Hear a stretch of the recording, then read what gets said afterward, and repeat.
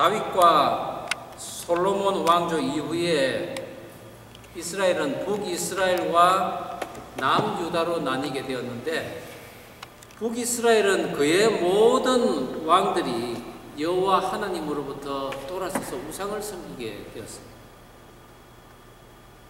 하지만 남유다는 그래도 몇몇 믿음 있는 왕들이 있어서 겨우겨우 여호와 신앙을 이어갔는데, 그 믿음의 왕 중에 히스기야라는 왕이 있었습니다.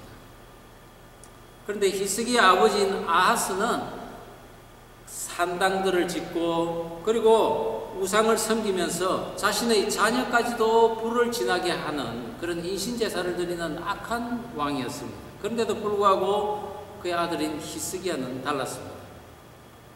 열왕기하 18장 3절 이하에 보면은 히스기야가 어떤 사람인가에 대해서 말씀이 나오고 있습니다.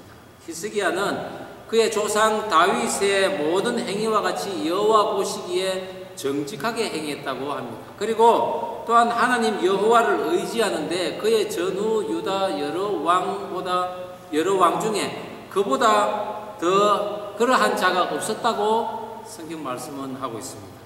그만큼 아버지가 세운 우상의 제단을 회파하고 산당들을 부수었는데, 특별히 그 옛날 이스라엘 백성들이 광야를 지날 때 하나님을 불신한 대가로 불뱀에 물려 죽을 때 모세가 장대 끝에 달아서 보게 하여서 그 이스라엘 백성들을 낫게 한 노뱀, 그 노뱀이 그때까지 존재하고 사람들은 그것을 우상으로 섬겼다는 것입니다. 그 노뱀을 없애버린 왕이 바로 이 히스기야 왕입니다. 그런 믿음이 있던 히스기야도 재임 14년에 아수르의 그 산헤립이 공격해오자 예루살렘 성전과 궁전의 보물들을 다 그들에게 내주었는데도 불구하고 그들은 다시 공격해왔어. 이번에는 여호와 하나님을 멸시하기 시작합니다. 그들은 민족의 신들 중에 어느 신이 우리 아수르 왕의 손에서 건지느냐라고 멸시하기 시작합니다. 그리고는 너희들의 그 하나님 여호와가 예루살렘을 과연 내 손에서 건지겠느냐라고 조롱을 합니다. 너희가 믿는 신 능력이 있다고 하지만은 그것은 거짓이라고 하며, 지금까지 아수르를 부강케 한 신이 바로 너희들도 부강케 할 것이라고 거짓말을 하는 것이죠. 하지만 히스기야 왕은 백성들에게 그에 대해서 대응하지 말고 잠잠히 하라고 하며 그는 하나님의 전에 올라가서 기도를 하기 시작합니다. 그리고 마침내 그 기도를 들으신 하나님께서는 될 징조와 기사를 선지자 이사야를 통해서 알리셨는데, 내가 나의 종 다윗을 위하여 인생을 보호하고 또 구원하리라 라고 말씀하시자 그 밤에 아수르의 군사 18만 명이 송장이 되어버렸습니다. 그리고 망령된 말을 한 산헤립은 도망가서 얼마 후에 자기 동족에게 죽임을 당하고 맙니다. 이 같은 일이 있고 난 이후에 히스기야는 또 병이 듭니다. 죽을 병이 들었지만 하나님 앞에 나아가서 내가 진실과 전심으로 주 앞에 행하며 주 보시기에 정직하게 행한 것을 기억해 달라고 하며 자기의 병 낫기를 간구를 합니다. 이에 하나님께서는 히스기야에게 15년이라는 그 기간을 연장을 해 주십니다. 그리고 그가 병이 들었다는 것을 듣고는 멀리 바벨론에서 사신들이 와서 그를 병문안을 하러 왔는데, 그 사신들에게 히스기야는 성 안에 있는 곳곳을 보여주며 귀한 보물들을 다 보여줍니다. 그 사실을 들은 이사야는 당신이 보여준 그 보물들 마침내 바벨론에 다 빼앗길 것이며 당신의 그 아들들은 바벨론에 끌려가 환관이 될 것이라고 계시를 전합니다. 그런데 그때 히스기야의 대답은 조금 의외였습니다. 열왕기하 20장 19절에 보면은 이렇게 대답합니다. 이사야에게 이르되 당신이 전한 바 여호와의 말씀이 선하니이다 하고, 또 이르되 만일 내가 사는 날에 태평과 진실이 있을진데 어찌 선하지 아니하리요 하니라. 이것을 보면은 마치 히스기야는 자신이 살아 있을 동안에 태평하다면은 보물이 빼앗기든지, 아니 자기가 이 세상에 죽고 없으면은 보물을 빼앗기든지 자식이 환관으로 끌려가든지 상관이 없다라고 마치 들립니다. 그러나 그것은 아닙니다.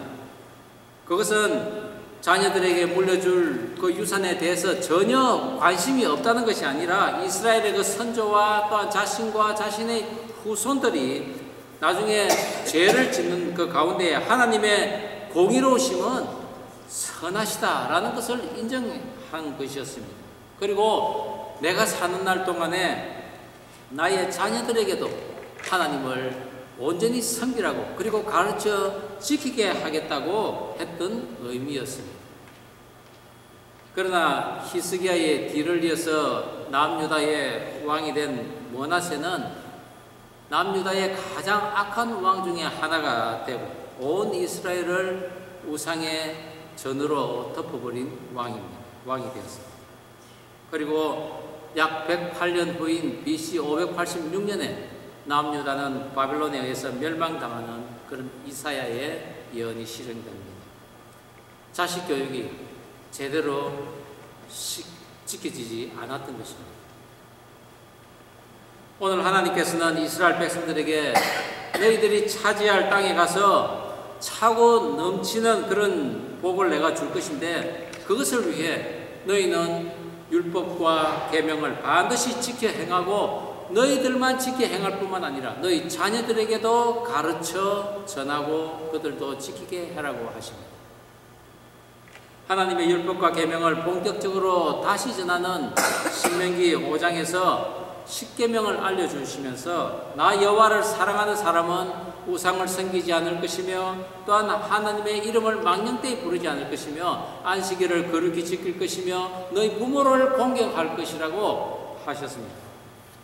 그리고 하나님을 사랑하는 자에게는 하나님의 그 사랑을 또한 허락하여서 그로 하여금 자신과 같이 남도 사랑할 수 있도록 그렇게 하겠다는 것입니다. 그런 사람은 타인에게 해를 입히는 그런 어떠한 행동도 하지 않는 그런 모습으로 살아갈 수 있는 것입니다. 그리고 오늘 이 6장에서는 이제 이스라엘 백성들이 가나안 땅에 들어가서 크고 아름다운 성읍을 차지할 텐데, 그것을 위해 반드시 율법과 계명을 자손 대대로 지켜 행하게 하십니다. 그리고 방법까지 세세히 말씀하십니다. 그것이 바로 너희들이 천대까지 복을 받는 길이라는 것이죠. 오늘 저는 하나님의 말씀이라는 유산을 우리 자녀들에게 어떻게 물려주어야 하는지, 그것에 대해서 아름다운 성읍을 얻게 하시며 라는 제목으로 함께 나누고자 합니다. 아름다운 성읍을 얻기 위해서 첫 번째는 때와 장소를 가리지 않고 말씀을 전하라고 하십니다. 오늘 본문 6절에서 9절까지 다시 한번 한 목소리로 읽어보겠습니다. 오늘 시작. 오늘 내가 내게 명하신 이 말씀을 너는 마음에 새기고 내 자녀에게 부지런히 가르치며 집에 앉았을 때든지 길을 갈 때든지 누워 있을 때든지 일어날 때든지 말씀을 강론할 것이며, 너는 또 그것을 내 손목에 매어 기호를 삼으며 내 미간에 붙여 표로 삼고 또 내 집 문설주와 바깥 문에 기록할지니라. 이 신명기 6장은 유대인들이 가장 좋아하는 문구가 그 하나님의 말씀이 들어있는 장입니다. 바로 쉐마 이스라엘, 이스라엘아 들으라 라는 말씀이 들어있는 장입니다.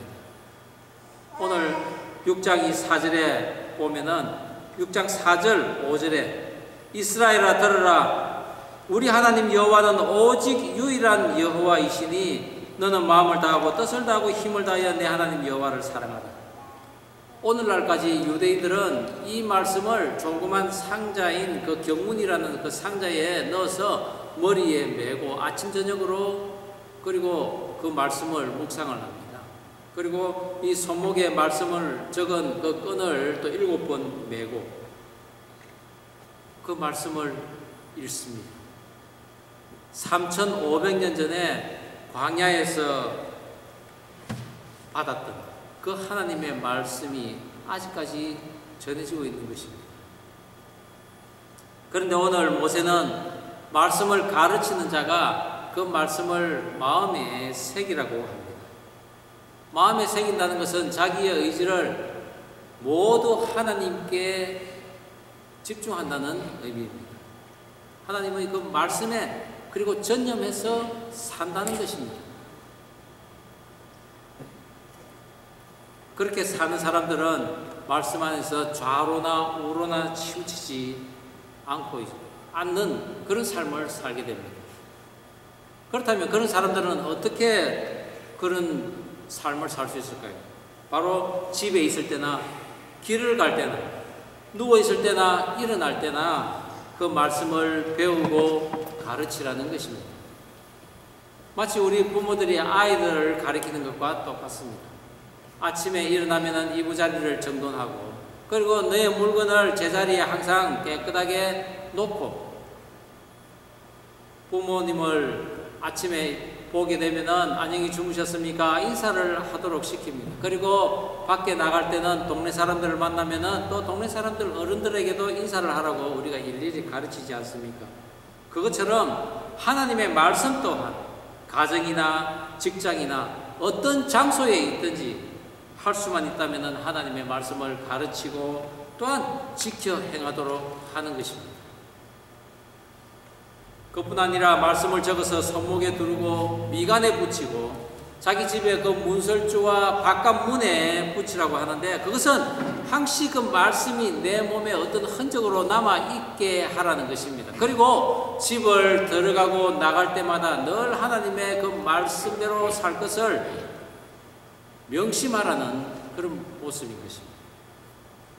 그래서 사도 바울도 디모데후서 4장 2절에 이렇게 이야기를 합니다. 너는 말씀을 전파하라. 때를 얻든지 못 얻든지 항상 힘써라.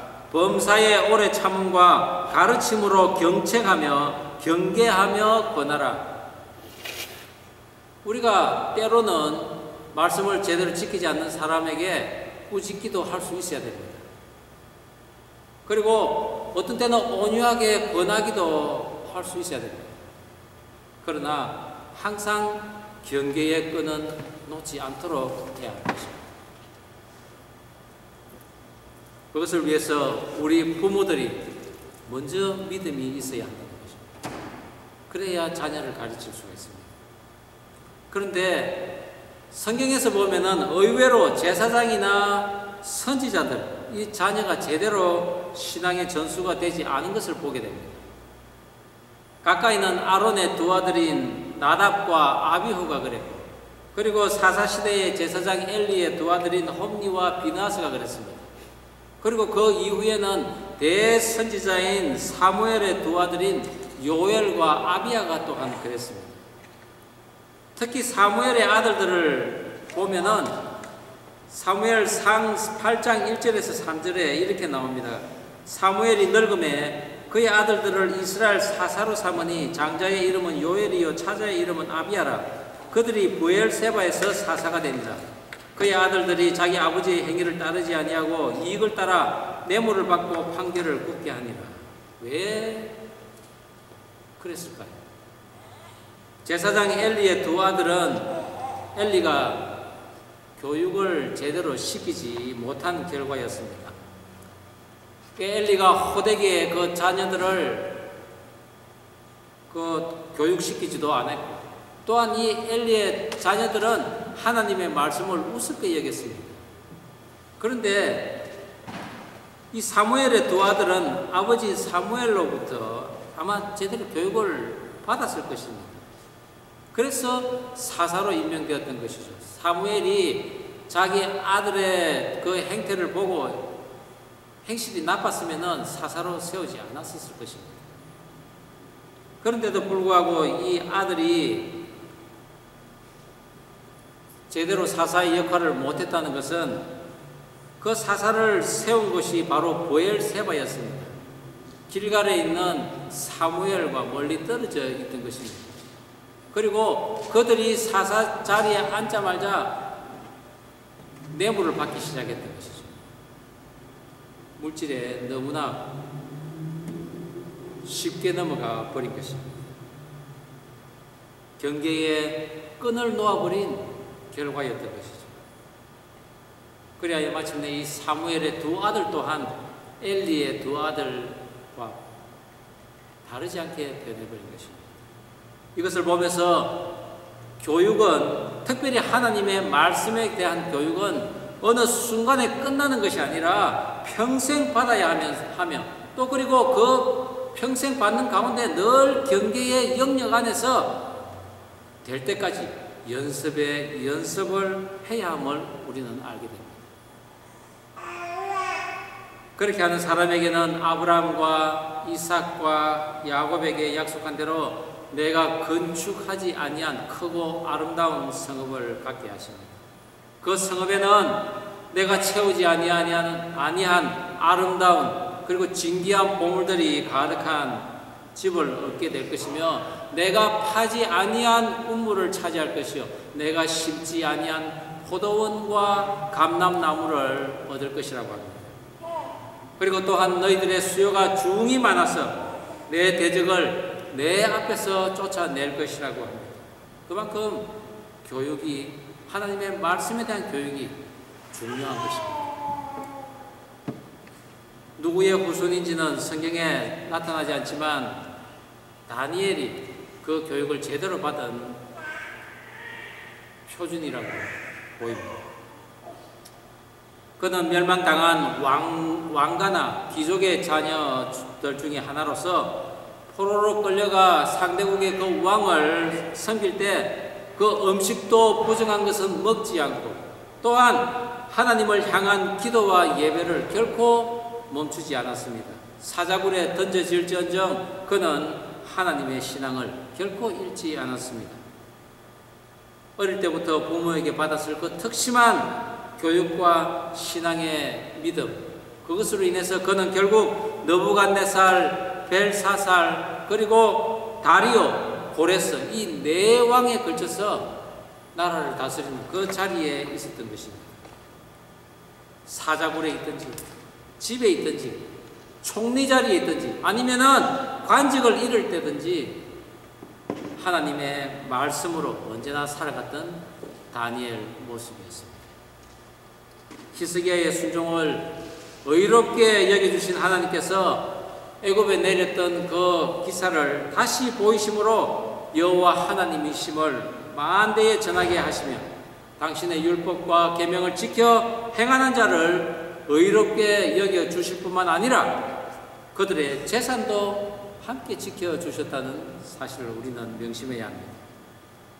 자신의 모든 행적이 하나님으로부터 난 것을 믿는 자는 이 땅에서의 영화로움과 함께 의롭다함을 받아 영원한 생명까지 약속하신 그 계시를 오늘 말씀을 통해서 우리는 보게 된다는 것입니다. 저와 여러분 안에 6월절 장자의 죽음에서 건진받은 그런 기적을 경험하셨습니까? 또는 히스기야처럼 강한 자로부터 나의 하나님을 조롱하며 너를 구원해 보라는 그런 멸시 앞에서 하나님께 기도함으로 그 원수가 물러간 그런 경험을 해보셨습니까? 그런 일이 있다면 우리는 그것을 우리 자녀들에게 가르쳐야 합니다.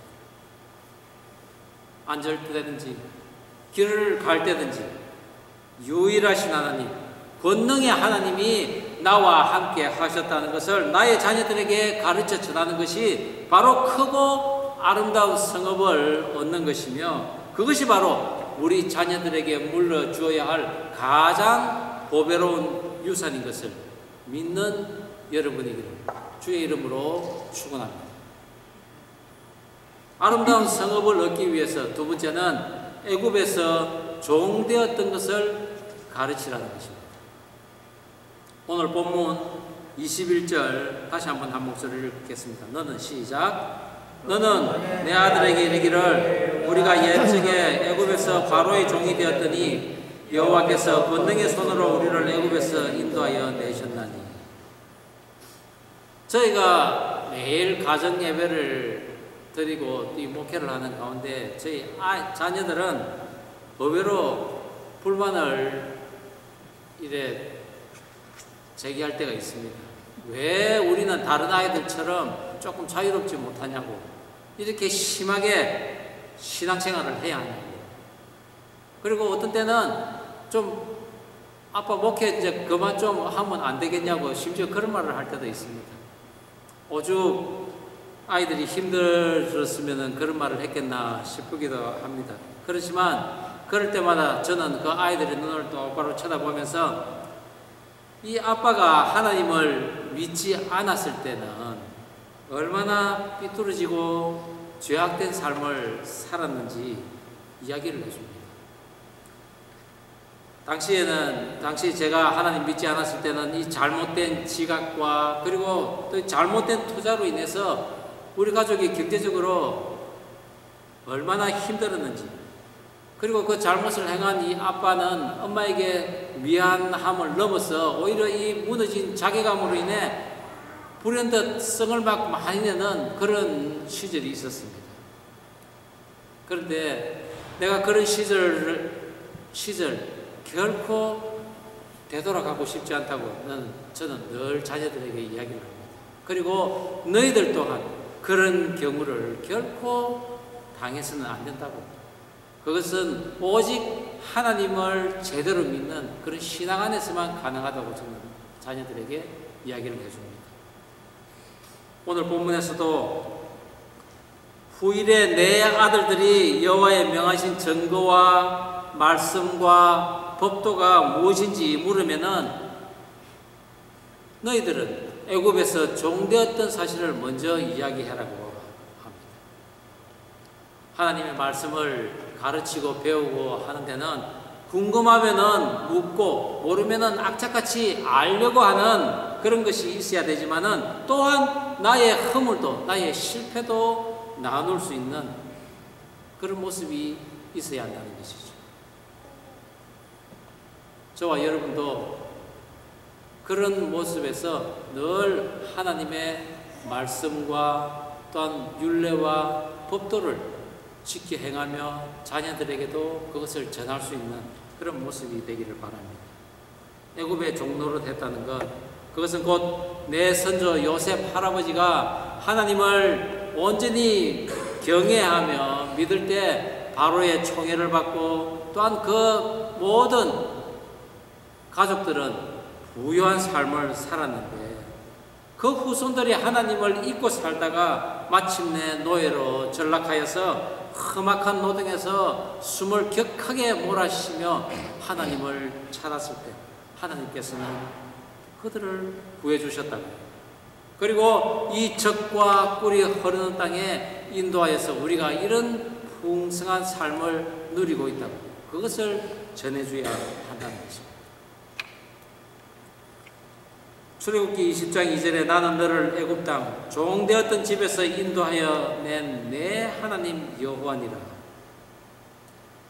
애굽에 종되었던 이야기를 하는 것은 또한 너희들이 종이었던 것처럼 이제 기업을 받아서 너희들이 풍성한 여유로운 삶을 살아갈 때 너희들의 이웃을 노예로 부리지 말고 또 너그러이 그래 대하면서 6년을 열심히 경작하고 제7년에는 땅을 그대로 또 안식하게 하여서 들의 짐승들도 그 열매를 먹고 그리고 가난한 자들도 그것을 수확할 수 있도록 스스로 난 것은 거두지 말라는 말씀이 함께 하십니다.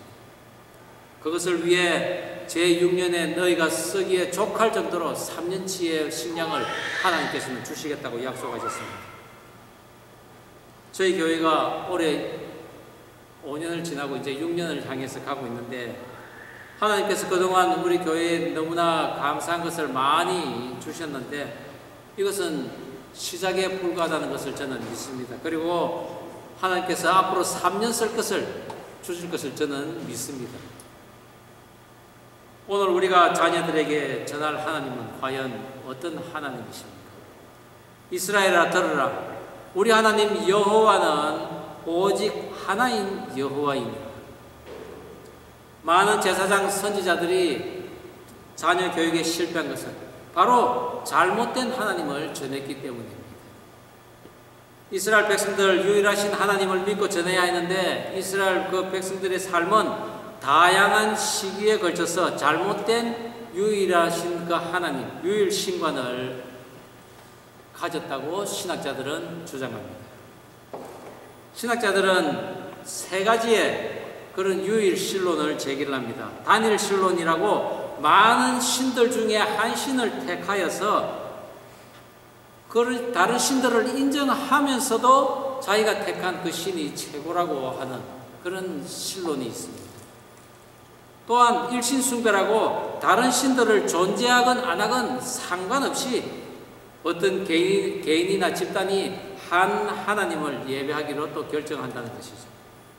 또 그리고 세 번째는 실제적 유일신이라고 수많은 신을 인정할 수도 있지만 종교적 활동만은 한 특정한 신에게 초점을 맞춘다는 것입니다. 다 잘못된 것입니다. 유일하신 하나님을 믿는다고 하면서도 또 옆에 우상의 신들을 두고는 필요하면 언제든지 그쪽으로 달려갈 듯한 그런 모습이라는 것입니다. 오늘 성경에서 말하는 한 분이신 하나님은 이제까지 오직 한 하나님만이 존재했다는 것을 선포하며 우리의 삶의 신앙, 즉 말씀이 하나님이시며 그 말씀을 따라 사는 자들이 바로 여호와 신앙인이라는 것을 정의하고 있는 것입니다. 그러나 바리새인들과 또 오늘날의 그 우리 무슬림들이 행해왔던 신앙의 행태는 많은 신들 가운데 자기들이 믿는 그 신이 최고라고 하면서 자기들을 추종하지 않으면은 살인도 불사하겠다는 그런 잘못된 신앙관을 가지고 있는 것입니다. 과거 애굽의 종되었던 삶을 언제나 기억하고 다시는 그 길로 돌아가지 않도록 하나님의 말씀을 잘 배우고 지키고 행하면서 자녀에게도 그런 하나님을 믿고 따르도록 부드럽고 때로는 단호하게 가르쳐 배우게 하는 것입니다. 그것이 바로 우리들의 의로움이라고 오늘 모세는 마지막에 이야기를 하고 있습니다. 즉 하나님의 선도는 자녀들에게 물려줄 그런 유산이 있을 뿐만 아니라 그 유산을 지켜내고 남에게도 도움을 줄 수 있는 능력까지 전수해 주어야 한다는 것입니다. 그것을 위해 때와 장소를 가리지 않고 어떤 상황에서도 그곳에는 항상 하나님이 계시다는 그런 삶의 기적과 이적을 함께 보이면서 가르쳐야 할 것입니다. 예수님께서 제자들에게 하신 지상 명령이 무엇이었습니까? 바로 모든 민족을 제자로 삼아서 내가 너희에게 분부한 모든 것을 가르쳐 지키게 하라 라고 하신 것입니다. 우리에게 자녀가 없는 분이 있습니까? 그렇다면 앞으로 태어날 그 자녀를 위해서 지금부터 나의 신앙을 강하게 하여야 합니다. 자녀들 이미 다 성장해서 이제 그 자녀들에게 말씀을 더 이상 전할 수 없습니까? 그 손주들이 있지 않습니까? 손주, 손녀에게 또 말씀을 가르쳐 전해야 합니다. 자식들도 다 크고 손주들도 다 컸습니까? 그렇다면 나에게 맡겨진 영적 자녀들에게 또한 그것을 전할 수 있어야 합니다. 크고 아름다운 성읍을 얻게 하시며 그 성읍에는 우리가 채우지 아니한 신기한 보물들이 가득 채워져 있고 우리가 수고하여 파지 않은 우물에는 생명수가 흘러넘치며 우리가 심지 아니한 포도원과 감람나무에는 풍성한 소출이 주렁주렁 열려 있는 곳입니다. 바로 그것을 하나님께서는 우리에게 주시겠다는 것입니다. 저와 여러분이 예수 복음을 우리 후손들에게 잘 가르쳐 전하고 그리고 배우게 한다면은 저나 여러분이나 그리고 우리들의 후손들이 바로 그 크고 아름다운 성읍들을 차지할 것입니다. 그런 복을 천대까지 누리는 저와 여러분 되기를 주의 이름으로 축원합니다. 기도하시겠습니다. 우리 함께 기도하면 좋겠습니다. 그렇습니다. 하나님, 저희들에게 크고 아름다운 성읍을 차지하게 하여 주옵소서.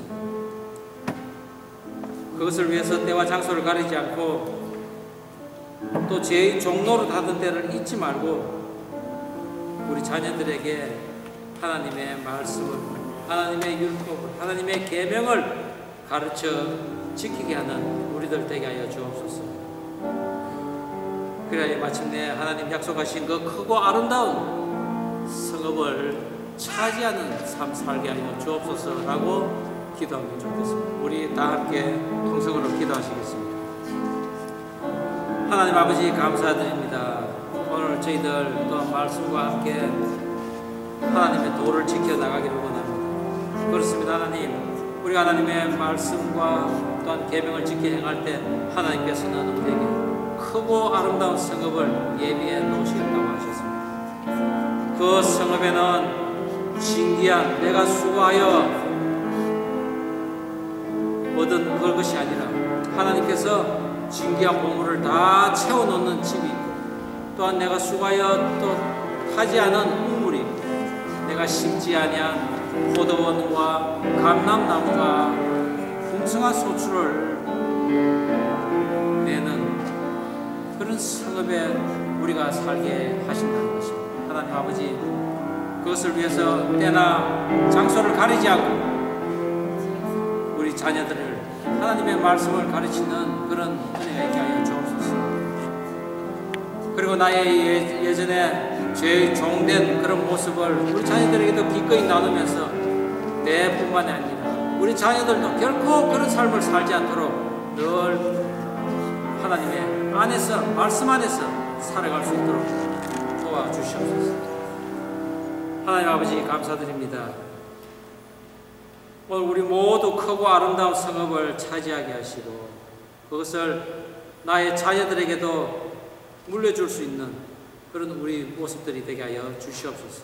그것을 위하여 때와 장소에 상관없이 하나님의 말씀을 가르치고 또 전하는 우리들의 모습이 되게 하시고 무엇보다도 나의 예전에 죄의 종된 모습, 죄의 노예된 그 모습을 다시 한번 상기시키고 언제나 그것을 기억하면서 다시는 그곳으로 돌아가지 않는 그런 모습이 되게 하며 또한 나의 후손들도 결코 그곳으로 가지 않도록 늘 말씀 안에서 붙어 사는 우리 모습들이 되게 하여 주시옵소서. 그리하여 마침내 하나님 주시는 크고 아름다운 성읍을 차지하여 천대까지 복을 누리며 살아가는 우리의 모습들 되게 하여 주시옵소서.